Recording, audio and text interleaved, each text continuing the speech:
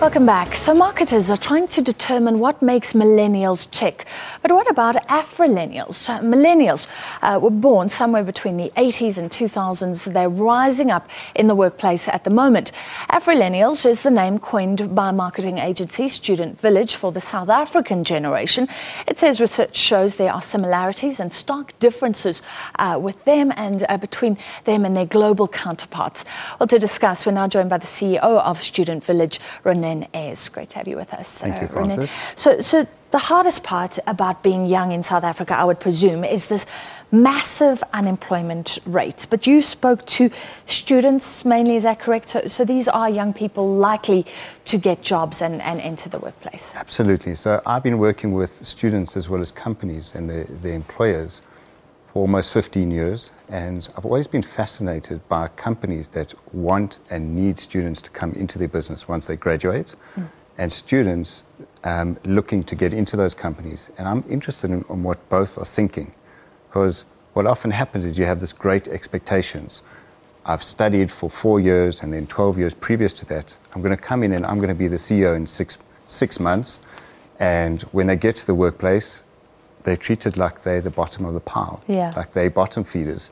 And they get in, and there's a huge disconnect between who they think they are and what they should be given, as to what they actually are and what they have been or not taught at universities. Well, this is interesting because I think somewhere you said that millennials want a rapid advancement in their career. That's what they expect. And what I see is older people looking down and saying, why do you want to move so quickly? We had to work to get where we are and climb up the rung.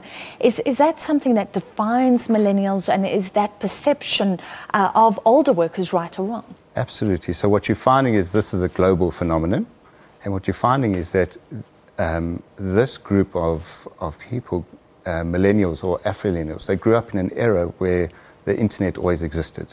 So they grew up understanding technology. They call it digital natives. They call it, these are people that don't know a world without technology.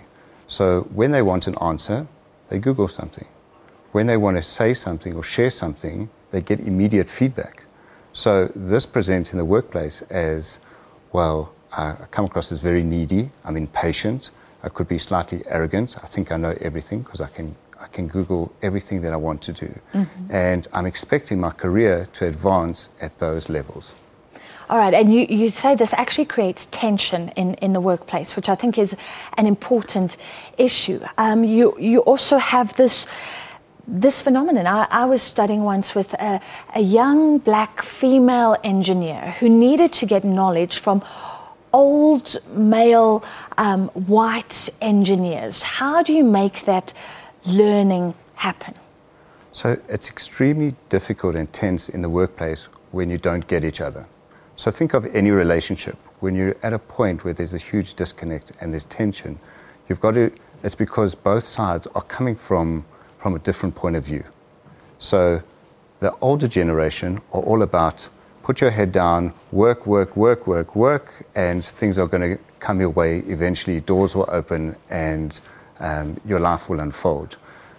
Afrillennials, on the other hand, are coming in saying, I've done all the work. Now I'm coming in. I want to work, but I can work smarter and faster than the older guys. And I don't want to necessarily be better than them. I can just do it faster, and then I want that time for me.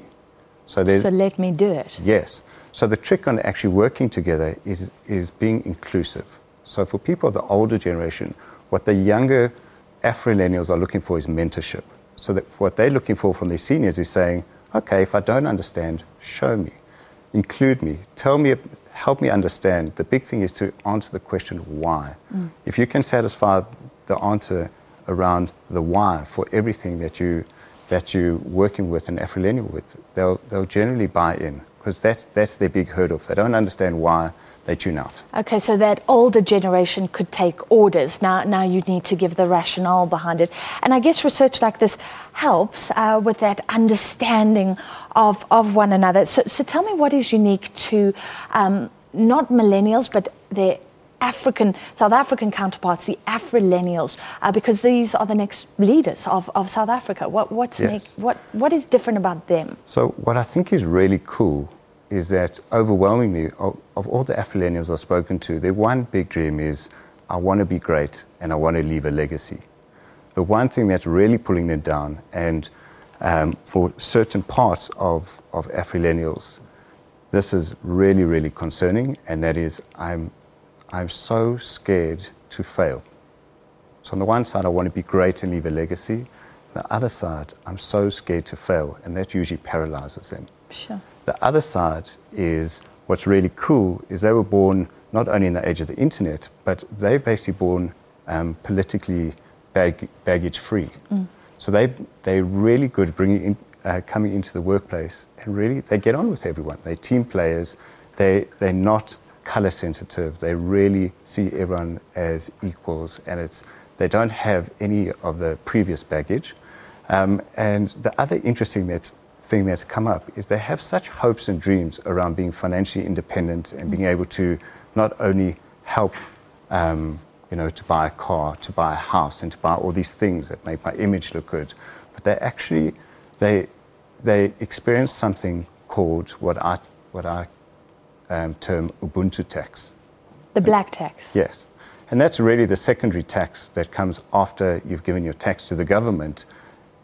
Once you get that SMS that your salary has come through, there's a whole other line of dependents that are waiting to lay claim to that money. And I guess this expectation, so this is about the expectation that you will look after your family once you're earning, and that's not going anywhere in this country. It's still a strong expectation of young people as soon as they start working. It's a huge expectation. I mean, I remember sitting in a focus group, and there were so many participants that were saying that they knew that their first paycheck, 100%, would go to whoever funded their studies.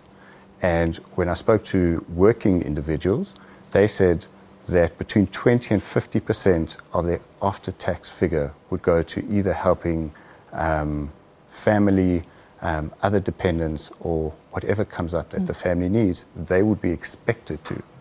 So this really affects the low and middle income sect of Afrillennials, and on the higher income side, so no matter which color or gender, what usually happens is that they don't have to, but they're aligned consciously and say if they're asked to, they would.